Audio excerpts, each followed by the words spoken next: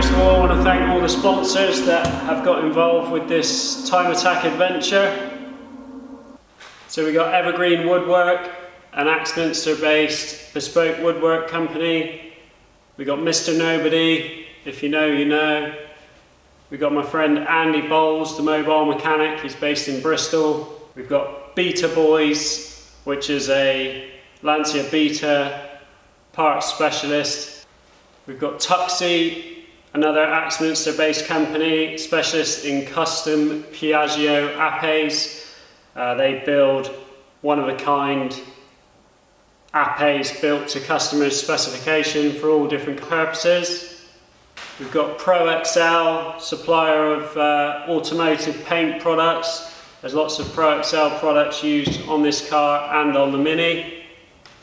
Weldaway, another Axminster-based company, a welding and fabrication company. If you need anything welding or anything making out of metal, any welding or fabrication, Dave at Weldaway is the man to see.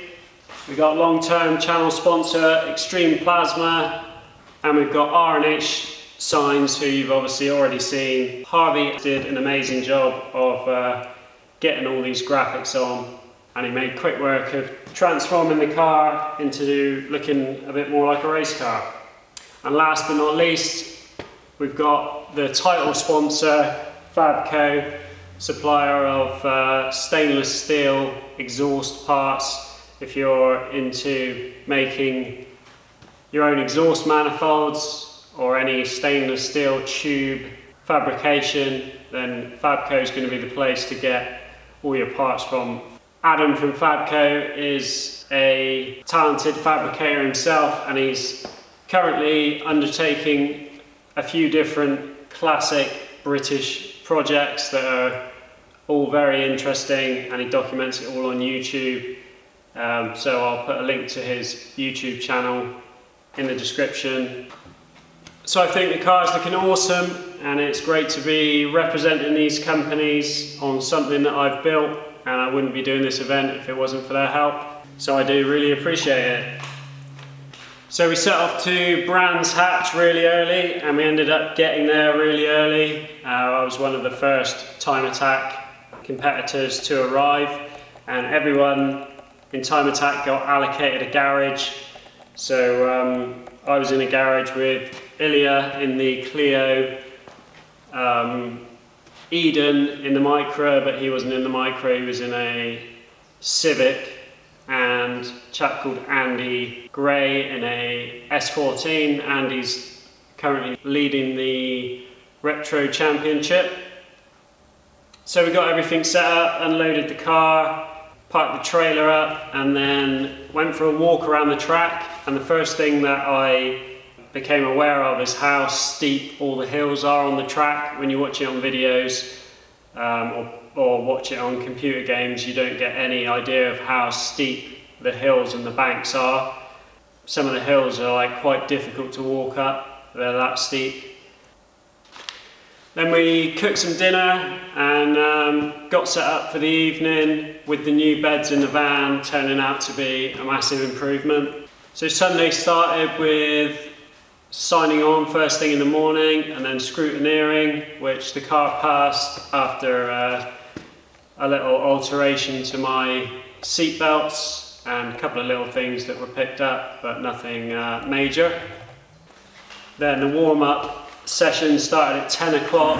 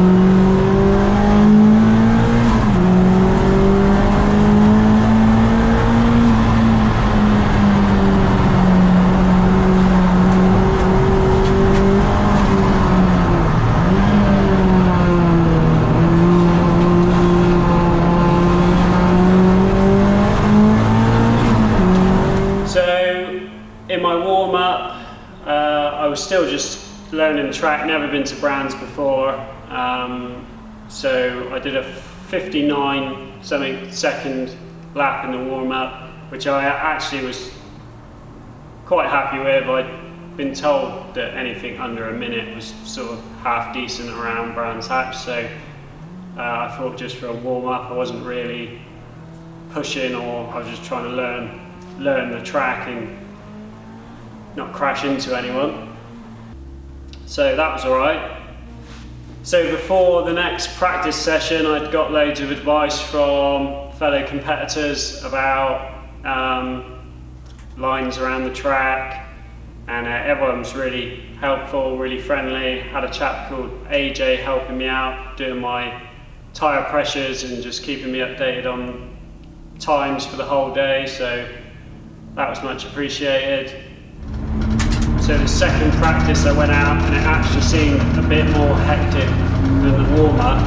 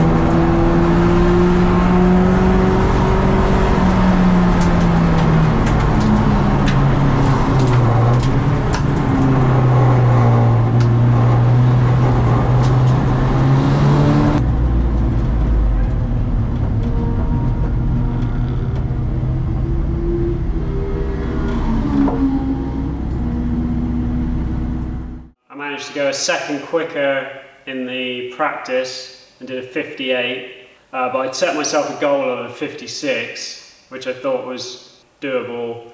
So after practice we had a few hours to kill, so we went and got some lunch and watched a bit of the drifting, and then had a look around the car show. It was the Go Japan car show, so it was all Japanese cars and Japanese stands and all sorts of Japanese stuff.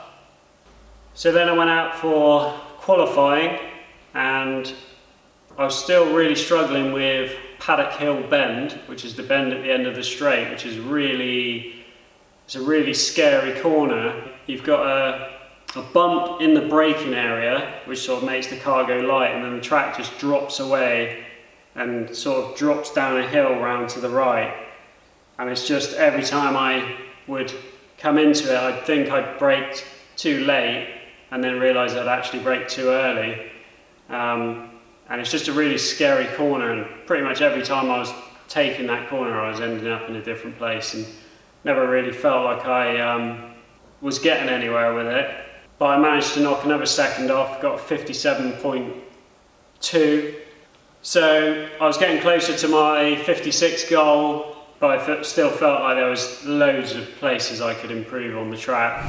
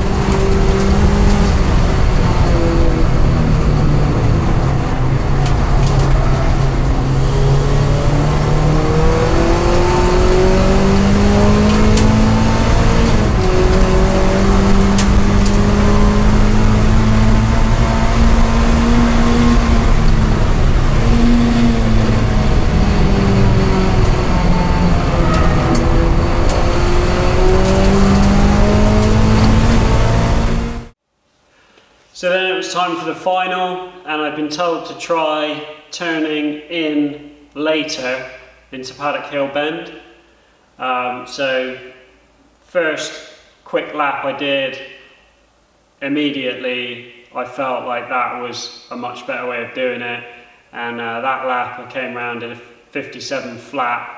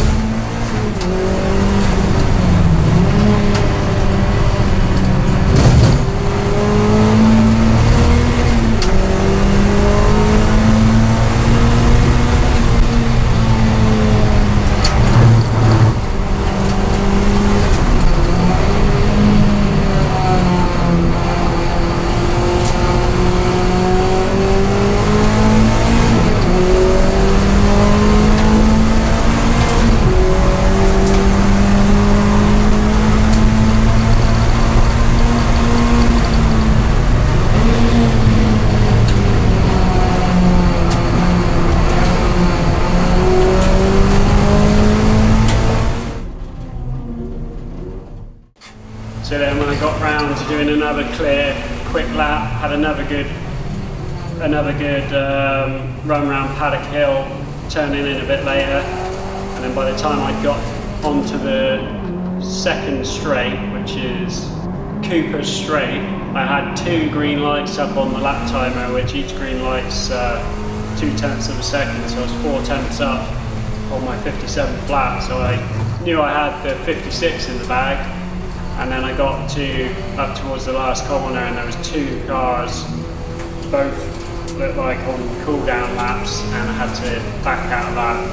So I missed out on that one, and then I sort of circulated a bit trying to make sure I had a gap to do another flying lap, and there was a Civic that was quicker than me, so I let him go in front with the plan to tag on behind him, because I can drive better if I'm chasing someone. So I sort of lined all that up. We had a clear track looking like it was going to be good for a flying lap, and then someone went off track and it was red flagged, and that was the end of the session. So I never ended up getting my 56-second lap time.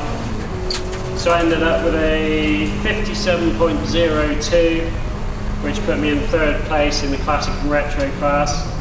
2nd place was a 56.5, and Andy Gray, who I was sharing my garage with in the S14, he won it with a 55.7.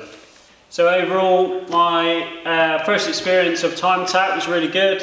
All the time attack guys are really friendly, really helpful. The car got loads of attention, constantly had people coming up asking what the hell it was. I met quite a few of you that watched the channel as well, which was always cool. And yeah, we all enjoyed it. Kids enjoyed it. So all in all, it was a great success. So just want to say thanks again to all the sponsors that got involved with this. Couldn't have done it without them. And yeah, I really appreciate their help. I've got some t-shirts for sale. I've just got a bunch of these screen printed by a friend of mine. I'm just selling these on my eBay shop, shipping them out from home. I've also put together a little thing that I said I was going to do years ago. So I've got these chrome Urchfab badges, which they're like a rubberized badge. This is like thick sort of rubber. It's an adhesive chrome badge, a high quality vinyl sticker that won't fade. You can put it on your car, will not fade. I've also been making a load of these laser engraved wooden Urchfab key rings, as I've just got myself a laser engraver, which you will see on the channel in the next couple of weeks. So I'm just selling a little like packet of a badge, a sticker and a key ring for anyone that is into that sort of thing. I've got a raffle for a welder going, MIG welder from Extreme Plasma. It's one of their best-selling little basic MIG setups. Great starter machine for anyone who just wants to have a go at welding. And I'm going to throw in t-shirt, badges, stickers, key rings, dice kit. So yeah, details to the raffle are in the descriptions. £2.50 for a ticket. There's 500 tickets max available, so good odds. That ends on the 10th of October, so if you want to get in on that, details in the description. That's going to be it for this one. Cheers for watching. See you on the next one.